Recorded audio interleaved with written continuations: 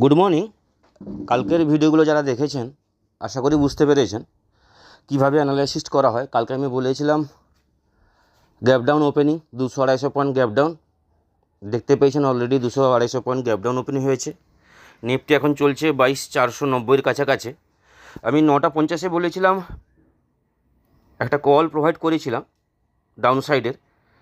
সেই মুহূর্তে stop loss যেহেতু আমাদের কম থাকে সেই জন্যই বলেছিলাম ট্র্যাপ করছে, কিন্তু ওভারঅল নিফটি টার্গেট ছিল 22,560 থেকে 70, সেখান থেকে 22,450। অলরেডি 22,460 আমরা দেখে নিয়েছি। এবার তারপরে আমি বললাম যখন 22,460 লেভেলটা আসে সে জায়গায় বললাম সাবধান হতে, কারণ 22,450 থেকে 22,400 মানে 10-15 পয়েন্ট এদিক ওদিক একটু আমাদের সাবধান থাকতে হবে। এই জায়গাটা একটা রিস্কি জায়গা। যদি এখান থেকে মার্কেট স্টে করে একটা রিকভারি নেওয়ার চেষ্টা করবে, যেখানে 22,550 22,600 আবার যাওয়ার চেষ্টা করবে, কারণ এক্সপায়ারি আছে। এক্সপায়ারিতে মুভমেন্ট আমরা এক্সপেক্ট করি।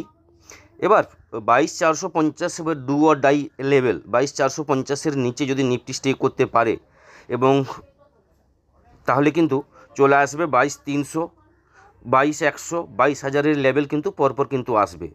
এবার 22,480, 22,500-র উপরে যদি স্টে করতে পারে তাহলে সেকেন্ড হাফে মার্কেট একবার কিন্তু বাউন্স নেওয়ার চেষ্টা করবে।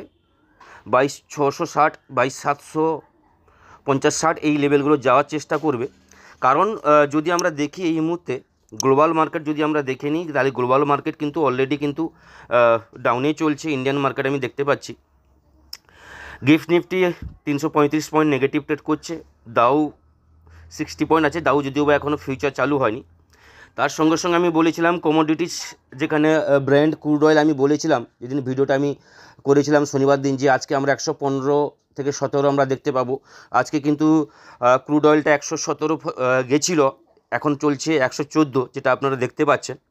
তার সঙ্গে সঙ্গে আমি বলেছিলাম কারেন্সি ইউএসডি আইনার বলেছিলাম, সেটাকেও বলেছিলাম 95-এর কাছাকাছি ছিল। এবার ব্র্যান্ড অয়েল এবং ইউএস আইএনআর স্টেবল করছে। মার্কেট এই জায়গাটা একটু স্টেবল করবে, টাইম পাস করবে, কারণ এক্সপায়ারি আছে।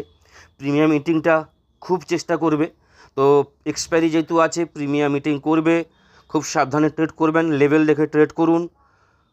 প্রফিট যদি খুব ভালো হয়ে থাকে তাহলে কিন্তু আজকে বন্ধ করুন। সেকেন্ড হাফে ট্রেড করলে হিরো জিরো দেখে বুঝে তারপর ট্রেড নেবেন।